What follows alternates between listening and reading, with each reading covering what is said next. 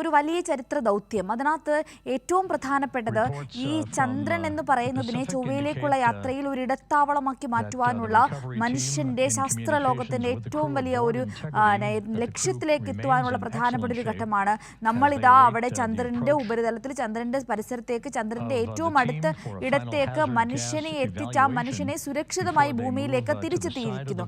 നമ്മളൊക്കെ യാത്ര ചെയ്യുന്നത് പോലെ ഇതാ നമ്മുടെ കൂട്ടത്തിലുള്ള 4 പേർ ചന്ദ്രന്റെ സമീപത്തെത്തി, ചന്ദ്രന്റെ ഏറ്റവും സമീപത്തെത്തി അവിടെ നിന്നും തിരിച്ച് ഭൂമിയിലേക്ക് എത്തിയിരിക്കുന്ന ആ ഒരു ഏറ്റവും നിർണായകമായ ഒരു ചരിത്ര നിമിഷത്തിനാണ് നമ്മൾ സാക്ഷ്യം വഹിച്ചിരിക്കുന്നത്. ഇപ്പോഴിതാ പേടകത്തിന്റെ സമീപത്തേക്ക് അടുത്ത ഒരു ബോട്ട് കൂടി എത്തിയിരിക്കുകയാണ്. ഈ പേടകത്തെ, ഈ ഓറിയോണിനെ ഏറ്റവും പ്രധാനമായും കപ്പലിലേക്ക് എത്തിച്ച് അവരെ പുറത്തെത്തിച്ച് ആദ്യം മെഡിക്കൽ പരിശോധന പൂർത്തിയാക്കുവാനുള്ള ശ്രമമാണ്. അതിൻ്റെ ഭാഗമായിട്ടാണ് ഇപ്പോൾ അതിൻ്റെ ഭാഗമായിട്ടുള്ള ഏറ്റവും പ്രധാനപ്പെട്ട നീക്കങ്ങളാണ് നമ്മൾ കണ്ടുകൊണ്ടിരിക്കുന്നത്. സ്വാഭാവികമായിട്ട് സുനിൽ പറഞ്ഞതുപോലെ തന്നെ നമുക്കൊരു സംശയം തോന്നാം, എന്തുകൊണ്ടാണ് ഇത് ഇത്രയധികം സമയമെടുക്കുന്നത്. പക്ഷേ എല്ലാത്തിനും വളരെ കൃത്യമായ തരത്തിലുള്ള സമയബന്ധിതമായ ഒരു കാര്യങ്ങൾ ഓൾറെഡി തന്നെ നാസ നിർവഹിച്ചു വെച്ചിട്ടുണ്ട്. അതിനനുസൃതമായി ആ സമയബന്ധിതമായി ഓരോ ഘട്ടം ഘട്ടമായിട്ടാണ് ഈ പറഞ്ഞ ഓരോ കാര്യങ്ങളും നടപ്പിലാക്കുന്നത്. ഇപ്പോൾ നമുക്ക് ആ ദൃശ്യങ്ങൾ വ്യക്തമാണ്. ഈ പേടകത്തെ ചുറ്റി ഒരു ബോട്ടിൽ ഒരു സംഘം ആളുകൾ പേടകത്തെ ചുറ്റുകയാണ്. അവർ ഒരു പക്ഷേ ഈ പറഞ്ഞ പേടകത്തെ വീണ്ടെടുക്കുവാൻ, കപ്പലിലേക്ക് എത്തിക്കുവാനുള്ള മറ്റൊരു ഘട്ടം ആരംഭിച്ചിരിക്കുകയായിരിക്കാം. എന്തായാലും ഇതിന് ഈ 4 ബോട്ട് എന്നോടൊപ്പം തന്നെ ഒരു ഹെലികോപ്റ്ററും ഈ ദൗത്യത്തിന്റെ ഭാഗമാവുകയാണ്. ഈ പേടകത്തെ ഈ കപ്പലിലേക്ക്, നാസയുടെ അമേരിക്കൻ നാവികസേനയുടെ കപ്പലിലേക്ക് ഈ പേടകത്തെ എത്തിക്കുവാനുള്ള ദൗത്യത്തിൽ ഈ 4 ബോട്ടുകളും ഒപ്പം തന്നെ ഒരു ഹെലികോപ്റ്റർ ഭാഗമാകുന്നുണ്ട് എന്ന് നമുക്ക് ദൃശ്യങ്ങളിൽ നിന്ന് വ്യക്തമാണ്. ഇപ്പോൾ ഇതാ നമ്മളിലേക്ക് എത്തുന്ന ദൃശ്യം നമുക്ക് മനസ്സിലാകുന്നത് പേടകം അവിടെ നിൽക്കുന്നു. ആ യാത്രയെ പേടകത്തിന് ചുറ്റും ആ ബോട്ടുകളും വിന്യസിച്ചിരിക്കുന്ന ഒരു കാഴ്ചയാണ് സുനിൽ നമുക്ക് അവിടെ കാണുവാൻ സാധിക്കുന്നത്. തീർച്ചയായും. കാരണം നമ്മൾ ഇനിയിപ്പോൾ നമുക്ക് അതിനകത്ത് കൃത്യമായിട്ട് കാണാം, അതിനെ കൺട്രോൾഡ് ആക്കിക്കൊണ്ട് അതിനെ ചുറ്റും നമ്മൾ എന്താ പറയുക, സാധാരണ നമ്മൾ ഒരു ബോട്ട് വെള്ളത്തിൽ കിടക്കുകയാണെങ്കിൽ അത് മറ്റു സ്ഥലത്തേക്ക് പോകാതിരിക്കാൻ വേണ്ടി അതിനെ തട്ടി അതിനൊരു കൺട്രോളിലേക്ക് കൊണ്ടുവരുന്ന പോലെ തന്നെയാണ് മാനുവലായിട്ട് ഇതിനെ വലിച്ച് അതിൻ്റെ അടുത്തേക്ക് കൊണ്ടുവന്ന് മുങ്ങൽ വിദഗ്ധരടക്കം ഇതിനകത്തേക്ക് ലോക്ക് ചെയ്ത് ഇതിനെ തിരിച്ച് അവരുടെ ലക്ഷ്യസ്ഥാനത്തേക്ക് കൊണ്ടുവരണം. അതിനുള്ള ക്രമീകരണം. അപ്പോൾ ഇതിൻ്റെ നിയന്ത്രണം ഒരു കാരണവശാലും നിയന്ത്രണം ഇല്ലാത്ത തരത്തിലേക്ക് പോകരുത് എന്നുള്ളതുകൊണ്ട് അതിൻ്റെ ഹെലികോപ്റ്റർ ഉപയോഗിച്ചുള്ള കൺട്രോളുകൾ ഉണ്ട്.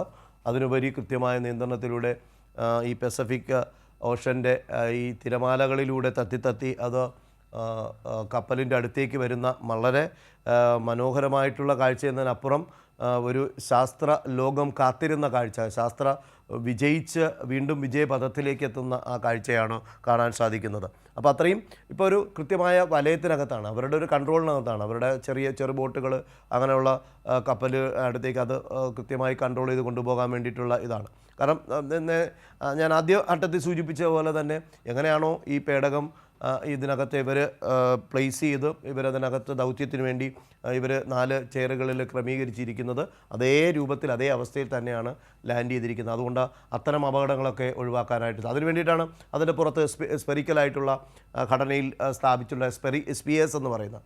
അപ്പോൾ ആ 5 സ്പിയർ ഉപയോഗിച്ചിട്ടാണ് ആ ഒരു കൺട്രോൾ സാധ്യമാകുന്നത്. കാരണം എങ്ങനെ വീണാലും ഇത് നിവർന്ന് തന്നെ വരും. ആ രീതിക്ക് ഡിസൈൻ ചെയ്യാൻ വേണ്ടിയിട്ടാണ് ആ സ്പിയറുകൾ അതിൻ്റെ സർഫസിൽ ക്രമീകരിച്ചിരിക്കുന്നത്. നമ്മൾ കാണുന്ന ചെറിയ ജനാലകൾ നോക്കൂ, ആ ജനാലകളാണ് അവരുടെ ഈ ഒബ്സർവേഷൻ എന്ന് പറയുന്നത്. അത് ഓപ്പൺ ചെയ്തിട്ടാണ് അവർ കാര്യങ്ങൾ കാണുന്നതും അവർ ചിത്രങ്ങൾ എടുത്തതും അത് കൃത്യമായി നാസയിലൂടെ നമുക്ക് ഈ ലോകത്തേക്ക് അറിയിച്ചതും. അതുതന്നെ നമുക്ക് കഴിഞ്ഞ ദിവസം ഇവരുടെ ഈ ദൗത്യസംഘം ധരിച്ചിരുന്ന കണ്ണടകൾ നോക്കണം. കാരണം അതും വളരെ പ്രത്യേകിച്ച് ഡിസൈൻ ചെയ്ത, കാരണം ഇത്രയും ടെമ്പറേച്ചർ ഉണ്ട്. നമ്മൾ തന്നെ ഇപ്പോൾ നഗ്നനേത്രം കൊണ്ട് സൂര്യനെ നോക്കാൻ നമുക്ക് പറ്റാത്ത സാഹചര്യത്തിലുള്ള ചൂട് വരുന്ന സമയത്ത് നമുക്കൊരു 12 മണിയൊക്കെ ആകുമ്പോൾ തന്നെ സൂര്യനൊന്ന് നമ്മൾ നോക്കി എന്താ സംഭവിക്കുക. അപ്പോൾ അതിൻ്റെയൊക്കെ എത്രയോ മടങ്ങ് ഡിഗ്രി സെൽഷ്യസ് ടെമ്പറേച്ചറിലാണ്. ഒരു സർഫസിൽ തന്നെ 5000 ഡിഗ്രി സെൽഷ്യസ് ഉണ്ട്. അപ്പോൾ അവിടെ നിന്ന് വരുന്ന റേഡിയേഷൻസൊക്കെ, അവിടെ നിന്ന് വരുന്ന ചൂട് കിരണങ്ങൾ മാത്രമല്ല, വിവിധ റേഡിയേഷൻസ് കണ്ടെത്തിയതും അല്ലാത്തതുമായിട്ടുള്ള റേഡിയേഷൻസ് ഉണ്ട്.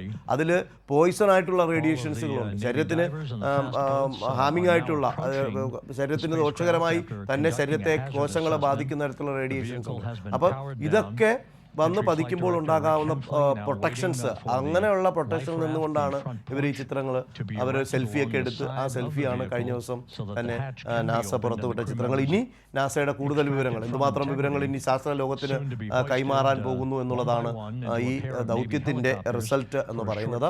ഇപ്പോൾ കൺട്രോളായിട്ട് ഈ പേടകത്തെ കൊണ്ടുപോകുന്നു. വളരെ സമയമെടുക്കും. നമ്മളീ പറയുന്ന പോലെ വളരെ പെട്ടെന്ന് നമുക്ക് കാണുമ്പോൾ നമുക്ക് പെട്ടെന്ന് വലിച്ചുകൊണ്ട് പോവുക, ഇതിനകത്ത് ആളിറക്കം എന്താ താമസം. അപ്പോൾ അതാണ് ഇതിനകത്തുള്ള ശാസ്ത്രം എന്ന് പറയുന്നത്. അതിനകത്തുള്ള അവരുടെ എല്ലാത്തിനും കറക്റ്റായിട്ടുള്ള മോഡ്യൂളിൽ തന്നെയാണ് കാര്യങ്ങൾ റിസൾട്ട് വന്നിട്ട്. 5:37 തന്നെ പേടകം പതിച്ച ആ സ്പീഡ്, ആ വെലോസിറ്റി, അതൊക്കെ കൃത്യമായി. കാരണം ഇതൊക്കെ ഒരു കാൽക്കുലേഷൻസിൻ്റെ അപ്പുറത്ത് നിന്നുകൊണ്ട് ഇതിനകത്ത് ഒരു കൃത്യമായിട്ടുള്ള ഒരു നിയന്ത്രണം ഇതിനകത്ത് ഉണ്ട്. ആ നിയന്ത്രണത്തിൽ നിന്നുകൊണ്ടാണ് റിസൾട്ട് എന്ന് പറയുന്നത് 100% ആക്കാൻ സാധിക്കുന്നത് എന്നുള്ളതാണ്. ആ വിജയപഥത്തിലേക്ക് വന്നുകൊണ്ട് ആണ് ഇപ്പോൾ ഈ വിവരങ്ങൾ ഇനി ചരിത്രം കുറിച്ച 10 ദിവസം, ആ 10 ദിവസം ഇവർ എന്തൊക്കെ കാര്യങ്ങൾ കണ്ടു, അത് നാളത്തെ ശാസ്ത്ര പഠനത്തിന് അല്ലെങ്കിൽ നമ്മുടെ സയൻസ് ആൻഡ് ടെക്നോളജിക്ക് ഇന്ത്യ വളരെയധികം മുന്നിൽ നമ്മുടെ രാജ്യം തലയുയർത്തി നിൽക്കുകയാണ് ഈ ശാസ്ത്രലോകത്ത്. അപ്പം നമ്മൾ നടത്താൻ പോകുന്ന ദൗത്യങ്ങൾക്ക് ഇതിൽ നിന്ന് സഹായകരമാകുന്നത് എന്ത്? മറ്റ് രാജ്യങ്ങൾ, ചൈനയടക്കം ഇനിയിപ്പോൾ അവിടെ ചന്ദ്രനിലേക്ക് ആളെ കൊണ്ടുപോകാൻ വേണ്ടിയിട്ടുള്ള തയ്യാറെടുപ്പുകൾ നടത്തുകയാണ്. പ്രത്യേകിച്ച് ഈ ഒരു പ്രത്യേകം ഡിസൈൻ ചെയ്തിട്ടുള്ള മോഡ്യൂളിൽ ഈ ഒരു പേടകത്തിൽ തന്നെ കൊണ്ടുപോകുന്നതിന് വേണ്ടിയിട്ടുള്ള തയ്യാറെടുപ്പുകൾ നടത്തുന്നുണ്ട്. അപ്പോൾ അതിന് ഉള്ള ഒരു റിസൾട്ടായിട്ട് തന്നെ ഇതിൻ്റെ ഫലങ്ങൾ നമുക്ക് പ്രയോജനപ്പെടുത്താൻ, നാസയ്ക്ക് സമ്മാനിക്കാനായിട്ട് നടത്തും എന്നുള്ളതാണ്. കാരണം ഇതിൽ മറ്റൊരു കാര്യം നമുക്ക് പങ്കുവയ്ക്കാനുള്ളതെന്ന് പറഞ്ഞാൽ, ഈ ദൗത്യത്തിന് വേണ്ടി ഉപയോഗിച്ച റോക്കറ്റ് എന്ന് പറയുന്നത് SLS എന്ന് പറയുന്നതാണ്, സ്പേസ് ലോഞ്ചിങ് സിസ്റ്റം എന്ന് പറയുന്ന ആ റോക്കറ്റാണ്. അതിനകത്ത് ഏറ്റവും വേഗതയേറിയ, ഏറ്റവും ഭാരം, ഏറ്റവും വേഗത, ഇന്ന് അത്രയും പവർഫുള്ളായിട്ടുള്ള, ലോകത്തെ തന്നെ ഏറ്റവും പവർഫുള്ളായിട്ടുള്ള റോക്കറ്റാണ് ഈ ദൗത്യം. ഈ ആർട്ടിമിസ് 2 ദൗത്യം, ഓറിയോൺ ഇൻറ്റഗ്രിറ്റി എന്ന് പറയുന്ന ഈ പേടകത്തെ കൊണ്ടുപോയി അവിടേക്ക് വിക്ഷേപിച്ച റോക്കറ്റ് എന്ന് പറയുന്നത്. അതിനും SLS എന്ന് പറയുന്ന ഈ നാസയുടെ തന്നെ ലോകത്തെ തന്നെ ഏറ്റവും വലുതും ശക്തിയേറിയതുമായിട്ടുള്ള ഏറ്റവും വെലോസിറ്റിയിൽ സഞ്ചരിക്കുന്ന ഒരു പേടകം, ഒരു റോക്കറ്റ് എന്ന പ്രത്യേകതയും ഈ ദൗത്യത്തിനകത്തുണ്ട് എന്നുള്ളതാണ്. അപ്പോൾ ഈ ചരിത്രത്തിൻ്റെ ഭാഗമായ ചരിത്ര നേട്ടങ്ങൾ കൊയ്തെടുത്തുകൊണ്ട്, ചരിത്ര നേട്ടങ്ങൾ ഈ ലോകത്തിന് സമ്മാനിക്കാൻ വേണ്ടി 4 പേർ ഇതാ അല്പസമയത്തിനകം തന്നെ ഈ ഭൂമിയിലുള്ള ആളുകളോട് സംവദിക്കാൻ പോകുന്ന കാഴ്ച, അവരുടെ പുഞ്ചിരി, അവരുടെ ദൗത്യം വിജയകരമായി എന്ന് ഈ ലോകത്തെ ചെറുപുഞ്ചിരിയോടുകൂടി, അല്ലെങ്കിൽ ഒരു ആംഗ്യത്തോടുകൂടി, കൈ കാണിച്ചുകൊണ്ട്, അല്ലെങ്കിൽ ഒരു ടാറ്റ കാണിച്ചുകൊണ്ട്, അല്ലെങ്കിൽ ഒരു വിജയത്തിൻ്റെ കൈമുദ്ര കാണിച്ചുകൊണ്ട് അവർ പുറത്തേക്ക് ഇറങ്ങുന്ന ആ കാഴ്ചയിലേക്കാണ് നമ്മൾ കാത്തിരിക്കുന്നത്. സുന്ദൂരി.